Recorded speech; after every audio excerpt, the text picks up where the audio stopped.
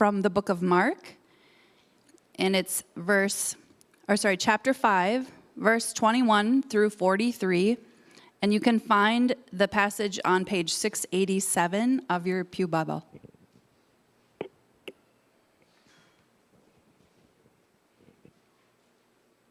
Jesus raises a dead girl and heals a sick woman.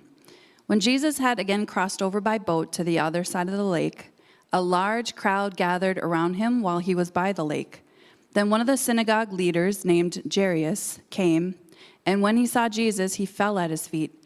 He pleaded earnestly with him, "My little daughter is dying. Please come and put your hands on her so that she will be healed and live." So Jesus went with them. A large crowd followed and pressed around him, and a woman was there who had been subject to bleeding for 12 years. She had suffered a great deal under the care of many doctors and had spent all she had, yet instead of getting better, she grew worse. When she heard about Jesus, she came up behind him in the crowd and touched his cloak, because she thought, "If I just touch his clothes, I will be healed." Immediately her bleeding stopped, and she felt in her body that she was freed from her suffering. At once Jesus realized that power had gone out from him. He turned around in the crowd and asked, "Who touched my clothes?" "You see the people crowding around you," his disciples answered, "and yet you can ask, 'Who touched me?'" But Jesus kept looking around to see who had done it. Then the woman, knowing what had happened to her, came and fell at his feet and trembled with fear, told him the whole truth. He said to her, "Daughter, your faith has healed you. Go in peace and be freed from your suffering." While Jesus was still speaking, some people came from the house of Jairus, the synagogue leader. "Your daughter is dead," they said. "Why bother the teacher anymore?" Overhearing what they said, Jesus told him, "Don't be afraid, just believe." He did not let anyone follow him except Peter, James, and John, the brother of James. When they came to the home of the synagogue leader, Jesus saw a commotion with people crying and wailing loudly. He went in and said to them, "Why all this commotion and wailing? The child is not dead, but asleep." But they laughed at him. After he put them all out, he took the child's father and mother and the disciples who were with him and went in where the child was. He took her by the hand and said to her, "Talitha kum," which means, "Little girl, I say to you, get up." Immediately the girl stood up and began to walk around. She was 12 years old. At this, they were completely astonished. He gave strict orders not to let anyone know about this and told them to give her something to eat.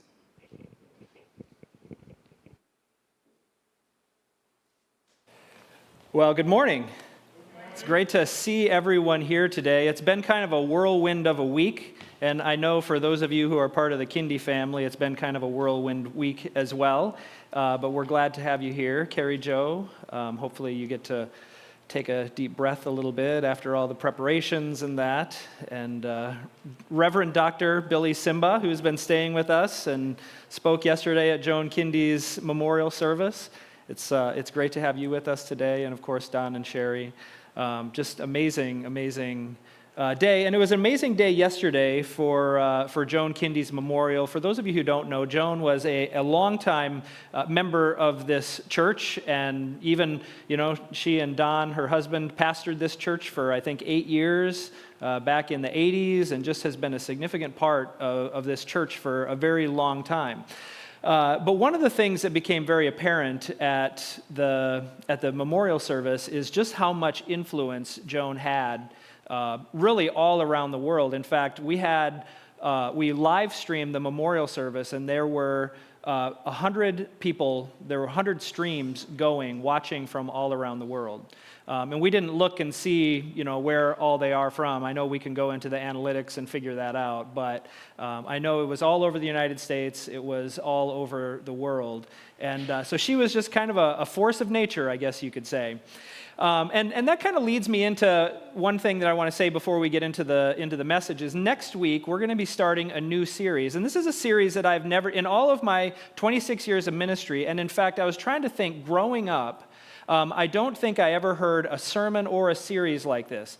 The Wesleyan Church is what we call an egalitarian denomination, which means that we believe that women can serve in all levels, all positions of ministry. We place no limitations on women, which is different from some places in the church. But I've never actually heard it talked about as to why we do that. Now, on the one hand, we might say, well, why should we need to defend that? It seems like that should just be the default, but unfortunately, it's not the default. And so we're going to spend the next 5 weeks talking about why, from the Bible, why we believe that the Bible frees women to be able to serve wherever God gifts them to do so. And there's also a rumor, okay, it's not a rumor, in the 4th week, Joanne Lyon is going to come and speak with us. She was, I think for 8 years, the general superintendent of the Wesleyan Church, and Emma saw her at the Immigrant Connection National Conference, and I said, hey, when you see her, could you ask her if she'd come and speak? And so Emma went to her, and of course, those of you who know Joanne, of course, she said, have him contact me. And so I did, and she was free, and so she's coming November 19th, and I'm really excited about that. But I think it'll be a great series, and I think hopefully one that will inform you a little bit more about what the Wesleyans are all about. Well, of course, that signals that this is the end of our focus season, and I hope that it's helped you get some clarity about what we believe about the church and what we want to be as a church. Now, just to refresh your memory, I'm going to put the statement up on the screen, and I want you to say it with me one last time. This is who we believe that God has called the church to be, who we believe that God has created us to be. Okay, so say it with me. We are the family of God, called and empowered by God to give ourselves for the glory of God and the good of the world. Now, last week we talked about that last phrase, that we're giving ourselves for the glory of God and the good of the world. And we talked about the fact that as much as we like to separate out things like evangelism from good works, it's actually an artificial distinction, that both of those things are important parts of our calling, and we can't separate them out, because things like evangelism, calling people into a relationship with their Creator, and meeting people's human needs are both necessary parts of what God desires, what the Bible calls shalom.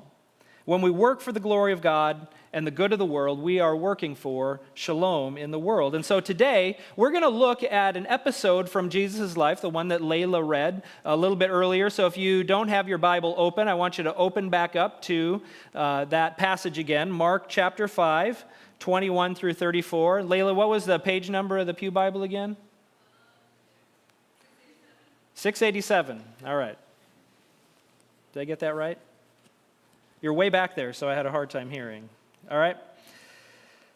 All right. Now, this is the story of Jesus' interaction with two very different types of people.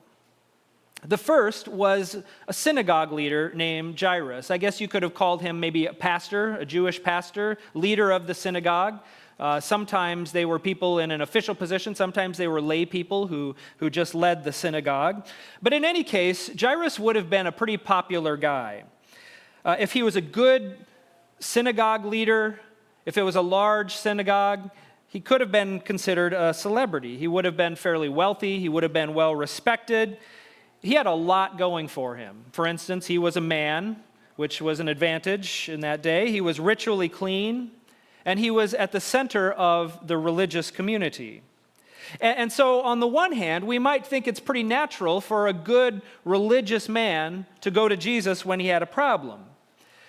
That is, at least until we remember that the religious establishment that Jairus was a part of were the ones who most opposed Jesus.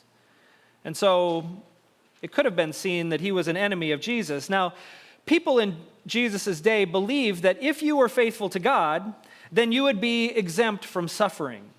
And so it's likely that Jairus was taken aback by the fact that his daughter was actually dying at the time. His daughter's sickness threw a big wrench into any belief that being a good person exempts us from suffering.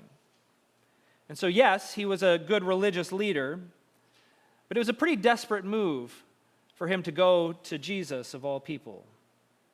Now, speaking of names, we don't even know the name of the second person. She's just known as the bleeding woman. How would you like that to be the name that everyone knows you by? Right?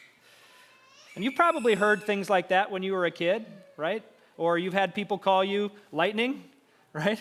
I'm known as the guy who's never in the same place twice. Or You know, he's the kid. You remember that kid who cut his leg open on the playground and he was bleeding all over? Or remember the kid who used to spray Banaka up his nose to make people laugh? Or do you remember that girl in 3rd grade who was always afraid to go to the bathroom by herself, right? They get names like that. Well, this is the kind of thing that this woman was identified. She didn't have a name. She was just the bleeding woman. And unlike Jairus, she was from the margins of society. First, she was a woman, and we don't know whether she was married or not. It's likely that she wasn't because of her condition. You see, Mark tells us that the woman had this bleeding condition for over 12 years, and he tells us, and commentators tell us that it's pretty certain that it was menstrual bleeding. Now, that would have been bad enough for a woman in any society. But in the Jewish society, it would have been compounded because this would have made her perpetually unclean. And being unclean, of course, is not the same thing as being a sinner, but they would often have the same effect, pushing people to the outskirts of society. Of course, she wouldn't be able to worship in the temple. She would have had to keep her distance from other people for fear of contaminating them. And to top it all off, Mark says that she spent all of her money on doctors trying to figure out how to get this to stop. Now, if you were here with us last week, then we learned that shalom has many different aspects, that it's economic, that it's relational, that it's spiritual, that it's physical, and you can see all of these things playing out in this woman. Because of her physical ailment, her relationships would have been limited, almost non-existent in many cases, and she certainly wasn't having children in that condition. And so she was probably unmarried. She was also drained financially. She couldn't participate in spiritual community. Now, Jairus had not experienced the suffering for 12 years like the woman had. But unlike the woman, his situation was more urgent. Hers actually could wait a little while. His was very urgent, or at least so he thought. So they come from different ends of the social spectrum. They both heard about Jesus. They both were desperate. Both of them were out of options. So here's how the story goes. Jesus had just crossed the Sea of Galilee, and a crowd met him on the other side. Now, I don't know what Jesus was planning to do on the other side of the Sea of Galilee, maybe the same thing that he always did. But immediately when he got out of the boat, Jairus met him with a desperate request that his 12-year-old daughter was dying. And so he asked Jesus to come and put your hands on her so that she will be healed and live. All right, now put yourself in Jairus' shoes. Okay, this was a last-ditch effort to save his child. He was desperate and he needed a miracle. Jesus then immediately started following him to his house.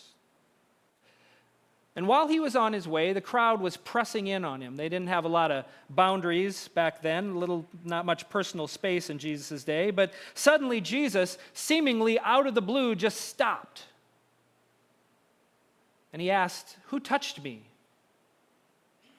Now, to the casual observer, this is a silly question.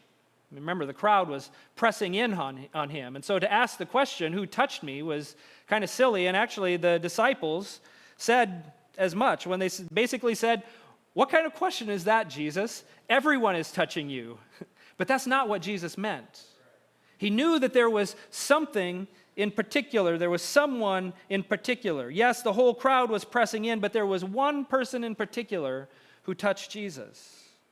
And Jesus noticed. And the woman, of course, desperate for healing, reached out and touched the hem of Jesus' robe. And suddenly, in an instant, 12 years of suffering ended, instantly healed. Well, of course, the woman was satisfied with that, and so it seems like she was kind of trying to slink away and just leave it at that.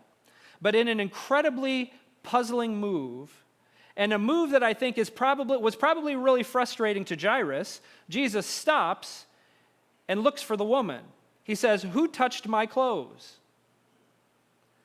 All right, now take a step back here a minute and see what's happening. Two desperate people with their own unique situations, their own unique stages and place in life, their own unique issues. And one of them had a problem that was much more urgent than the other. And so if I were Jesus, even if I noticed that she touched me, I might have been tempted to think something like, well, I'm in a hurry. She already got the healing that she needed, and so I'm just going to keep on going, make sure I can catch Jairus' daughter here before she dies. And the woman, of course, trying to slink away, she wanted to be healed. She didn't want to be singled out from the crowd. And besides, she had just broken protocol. She was an unclean woman, and she touched a rabbi. You don't do that in Jesus' day. And so she thought Jesus would justifiably be angry with her. But I think in the end, she kind of figured that if, there's this guy who just by touching his robe could heal you, and he knew that power had gone out of him, he could probably figure out who it was that touched him. So, he caught her dead to rights, and so she came clean. But to her surprise, rather than anger, Jesus looked at her and said, "Daughter, your faith has healed you. Go in peace and be freed from your suffering." Now, if you read the Gospels very much, you know that Jesus wasn't very big on ceremonial purity and all of that kind of thing. So it might not be a big surprise to us that he didn't go tell her to go do some kind of ritual or get checked out by the priests or anything like that, although he wasn't above that from time to time. But think about what it did for this woman. It was more than just getting her physical ailment fixed. It completely transformed her life. Physically, she didn't have to deal with the bleeding constantly. Relationally, she was no longer unclean, but now she's known as the woman who was healed by Jesus. She had a great story to tell at parties, I guess. She didn't always have to be conscientious about who she was with or how close she got to people. Economically, she could start to spend her money on something other than doctors. And of course, the final piece of the puzzle, the Son of God, the creator of the universe, the Messiah, assured her that she was accepted by God. She was spiritually restored. And so all of the elements of shalom restored in just that one act of her life.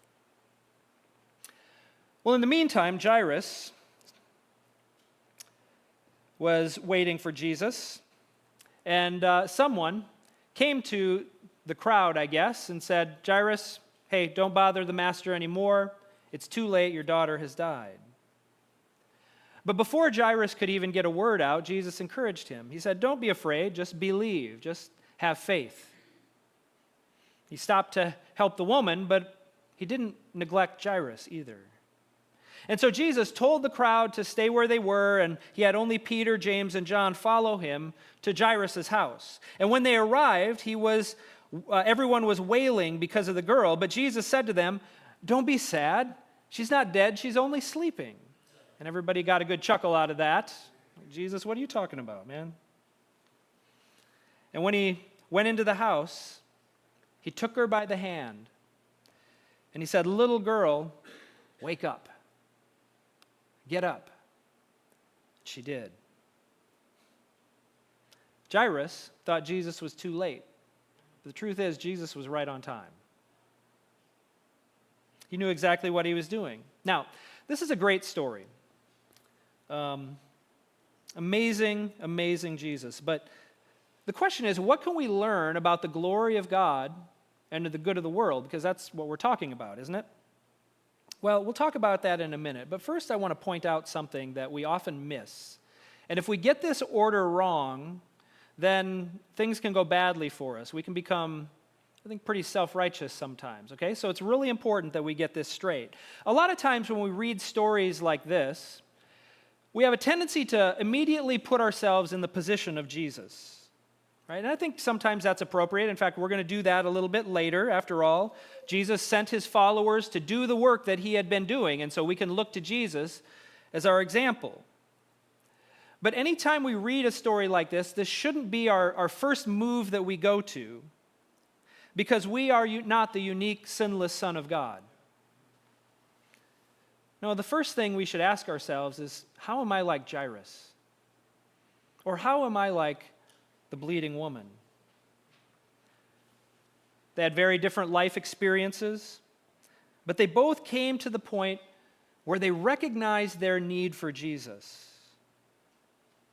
Sometimes when we're talking about God's call on our lives to heal and restore, it's easy for us to forget that we are the ones who need salvation. We are the ones who need healing. We are the ones who need restoration. And so that's the place where we have to begin when we read a story like this. Not only are we in need of a Savior, but Jesus is ready and willing to save us. He's the one who gives us peace. He's the one that fulfills all of our longings. And so the place to start is to remember that we are Jairus. We are the woman. Jesus sees and heals and restores us. But I don't think that was the end of the story for Jairus or the woman. We don't hear about them again. But I don't think that was the end of the story for them. Because I have a feeling that for the rest of their lives, their life was a tribute to the goodness of God. I'm guessing that probably for the rest of their lives, their healing that they received, the salvation that they received, then motivated them to go out and to bring people to Jesus. And maybe even to try to bring a little shalom to their corner of the world as well. They had a testimony to share. And that was what motivated them to go out and do what they did. And for us, we have to realize that we don't serve in order to be accepted by God, but we are accepted by God, and therefore we serve. And I hope that that's true of us. Now, let me make the transition here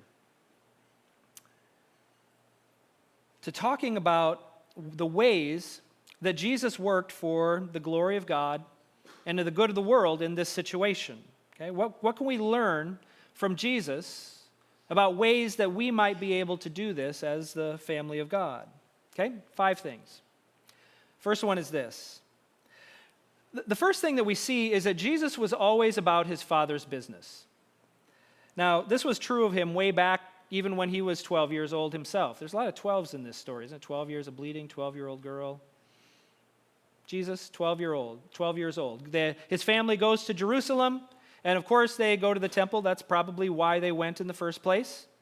And then, there's a big crowd of people, big family traveling with them, and so they leave Jerusalem and they get partway there, and Mary looks and realizes, hey, wait a minute, where's Jesus? Ever been there? I was a youth pastor years ago, and we went to a place called a PlayStation or something like that, and we had like 50 kids. And we got home and got a call from a parent saying, hey, where is my son? We realized that we had left him there. Now, he didn't care because once they realized that he was lost, they were like giving him free tokens and food and all that. He was having a great time. And his parents, ended up being okay, but they had to drive down to Iowa City to get him. But how can you forget Jesus? Well, I know how you can forget Jesus. A lot of people around there. So they go back to Jerusalem and they look for him, and it says they look for him for 3 days.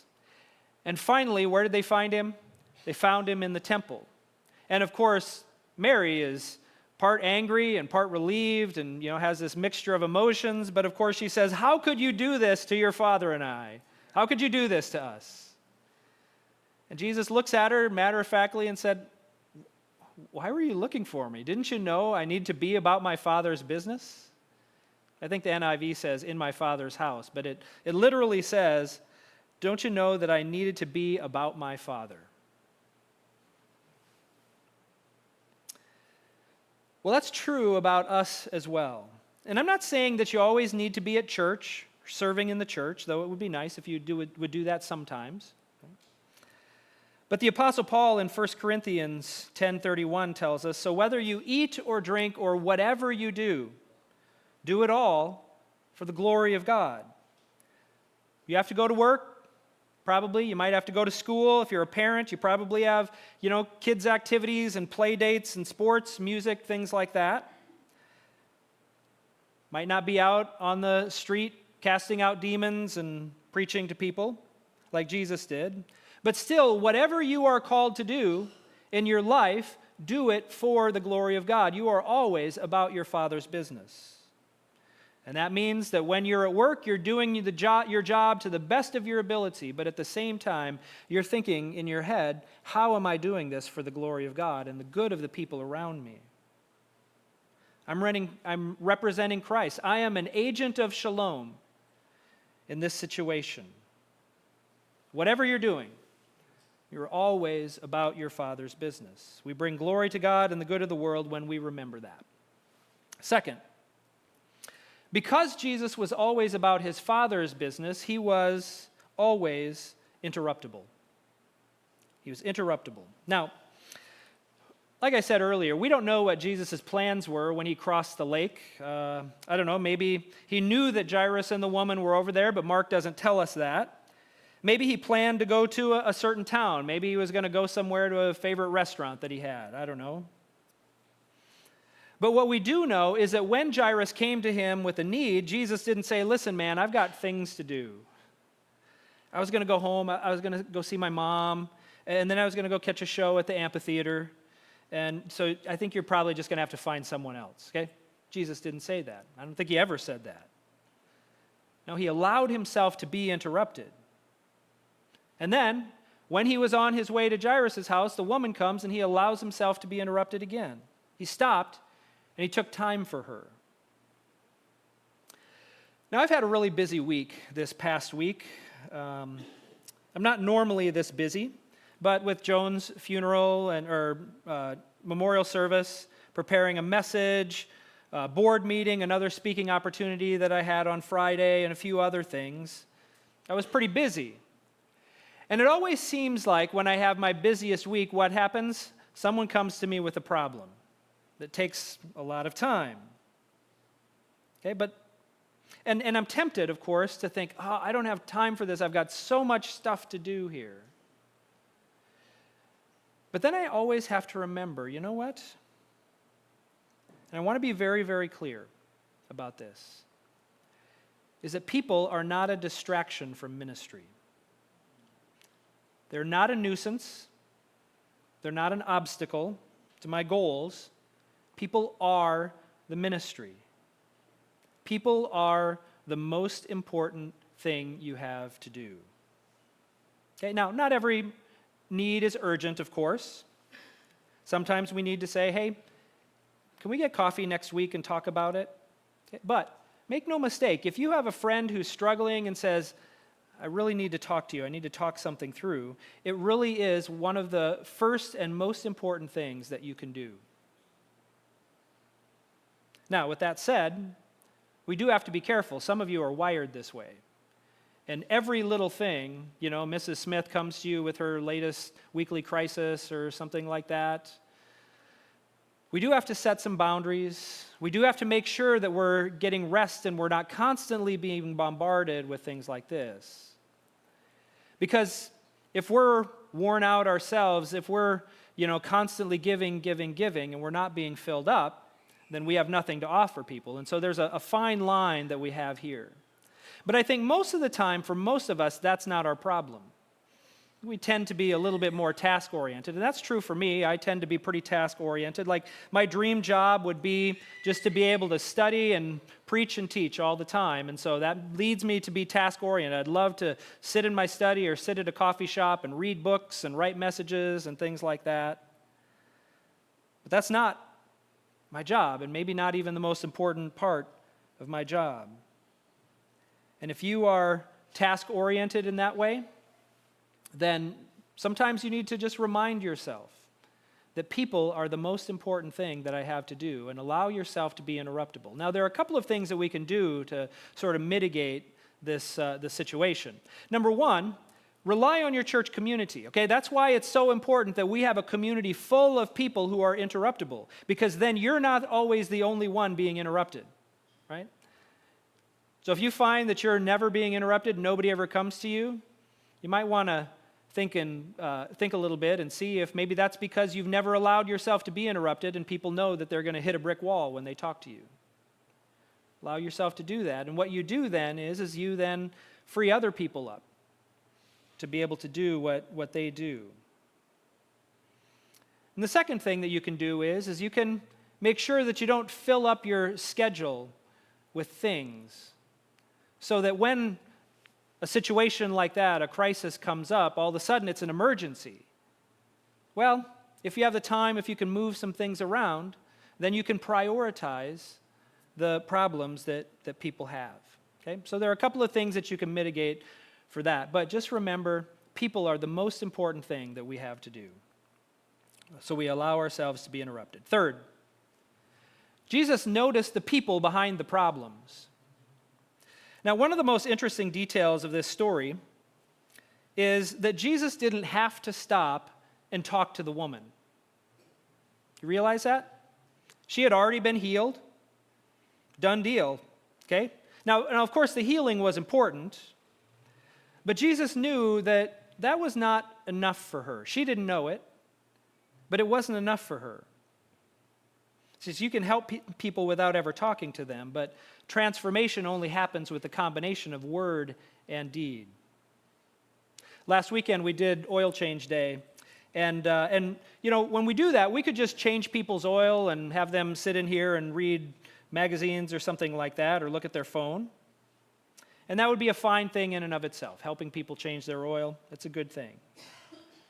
But I think an equally important part of that day is sitting there in the commons and talking to them and hearing their story, praying for them, letting them know that they're valuable, that God cares about them, that they are loved. They are not just a charity case, they are a person, and they are more than their problem that they have right now. Okay? We're not just trying to fix cars, we're trying to bring shalom to our little corner of the world. And that's the case. We're going to try to be doing that with Immigrant Connection as well. When we start out, we're going to provide low-cost immigration legal services for immigrants. But when we hear their stories and hear the stories of the community, we're going to say, okay, so how can we meet the needs, the other needs that people have here? And that doesn't happen just by addressing issues. It happens by focusing on people. Fourth, Jesus touched those that others would not. Because we live in this world, it's really easy for us to miss out on something that Mark finds very important in this story. It's that Jesus was willing to touch people that others in that society were not, and both cases involved this. I mentioned before that this woman would have been ritually unclean, which means that no good religious person would ever go near her for fear of becoming contaminated. But actually, Jairus' daughter would have also been unclean because she was dead. And touching a dead body would make you unclean, and yet Jesus walked right in there, and what did he do? He touched her. He didn't have to touch her, right? I assume that Jesus could have just healed with a word, and yet he went in and he took her by the hand and said, "Little girl, get up." Now, I grew up in a religious environment that emphasized being separate. And we've talked about the fact that as a church, we are called to be a distinct community. We are called to be different from the world around us. But if we want to be like Jesus, then we cannot use that as an excuse not to associate with people that other religious people deem to be unclean. And this is the very thing that oftentimes got Jesus in trouble with the religious establishment. For instance, in Mark chapter 2, Jesus called Levi, the tax collector, to follow him. And when he did, Levi invited him over to his house with all of his other tax collector friends. And what did he do? He sat down and he ate with them, which was another big cultural faux pas. Right? He was eating with people that the rest of the religious establishment had rejected. And of course, when the Pharisees saw him eating there, saw him associating with that kind of people, they called him on it, because respectable people don't associate with people like that. Of course, Jesus surprised them, and he said, do you remember? It's not the healthy who need a doctor, but the sick. I've not come to call the quote-unquote righteous, but sinners to repentance. And after all, aren't we all sinners? Now, of course, we do need to be careful if we're weak in a particular area, if there's something that's a temptation for us that we might fall into. We have to be careful there. But at the same time, if Jesus was found most often with the unclean and with the sinners, then what does that tell us about our ministry and where we ought to be?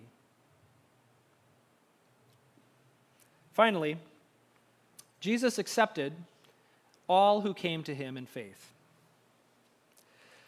Now, I think it's true, generally, that God doesn't play favorites. That doesn't mean that he doesn't have priorities, of course. We have to acknowledge that. While God loves everyone, he actually prioritizes people on the margins, prioritizes people who are left behind by the rest of the world. You know, there's an old phrase that goes, God helps those who help themselves. But actually, if you were trying to make that phrase biblically, it would say, God helps those who can't help themselves. This is true in the Old Testament and in the New Testament. Okay? To the people who can get by on their own, Luke chapter 6, the Beatitudes, what does he say? He says they have already received their comfort. Yeah, you did it yourself. You got what you need. I'm going to focus over here. Because blessed are the poor and the hungry. Blessed are those who mourn. And why are they blessed? Because God has not forgotten about them. Even when everyone else did, God has not forgotten. There's a reason for that. Now, this story is an interesting case today because on the one hand, we would consider this woman to be poor, among the poor. She was marginalized, classic outsider. A perfect example of the people who Jesus describes in the Beatitude as blessed with the coming of the kingdom. And so we're not surprised that Jesus heals her. On the other hand, there is no world in which Jairus would be considered on the margins. Okay? He's not poor, he's not widow, he's not orphan, he's not immigrant. He's right in his element. He was about as in as you can get. And yet, Jesus had compassion on him too. Went and saved his daughter. And so what caused Jesus to have compassion on these two very different kinds of people? It's because they both recognized their need for him. You see, in the Bible, the problem with wealth is not the wealth itself. It's that wealth tends to blind us to our need for God. When we are wealthy, we have a tendency to think, I think I've got this life thing figured out. The reason the Pharisees responded so poorly to Jesus is that they believed that they didn't need him. The reason the poor responded so favorably to Jesus is because they knew they did. Now, in the same way, why did Jesus favor the tax collectors and sinners over the Pharisees? Is it because they were sinners? Well, not really. It was because the tax collectors knew their need for Jesus, while the Pharisees believed they were fine without him. See, it's neither riches nor poverty that elicits Jesus' compassion, it's humility and faith. And so our primary task as the church is to inspire people to come to faith in Jesus. In his book, The Prodigal God, Tim Keller describes the gospel like this. He says that some people divide the world into two groups. The good people, the people like us, and we're in. And then there's the bad people, the people like, them, and they're the real problem with the world. And other people say that the poor people are in and the rich people are out. But Jesus says the humble are in and the proud are out. And that's the first step to our healing, to our salvation, whatever our situation, is to recognize our need for salvation and healing. And so as we seek to be a church that exists for the glory of God and the good of the world, as we share Jesus with lost people, whether they're rich or poor, whether they're in the in part of society or whether they're on the margins, as we let our light shine before others that they may see our good deeds and glorify our Father in heaven, we don't swoop in as saviors. We do so as people who are ourselves in need of salvation and forgiveness and healing and strength to get through the day. And we do it because once we came to Jesus in desperation, and we found what we needed in him. And because Jesus gave himself for us, it motivates us to go out and give ourselves for the glory of God and for the good of the world. Lord, we thank you for your word, and we thank you for the challenge that it offers to us. And I think the first challenge here is that we recognize that we are not all that we are not everything that we project to other people, that we are not nearly as good, we are not nearly as put together, we are not nearly as self-sufficient as we oftentimes present ourselves to be. And so, God, I pray that none of us would ever allow our comfort to trick us into believing that we have things figured out, but that we would continually recognize the need that we have for you. But God, as we receive that healing, as we receive that salvation, as we receive forgiveness, I pray that that would not motivate us just to sit back and relax and enjoy. I hope we enjoy that.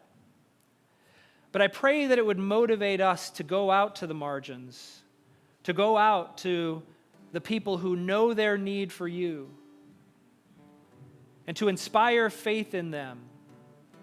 God, I pray that we would be a church who exists, who is always about our Father's business, to seek the glory of God and the good of the world.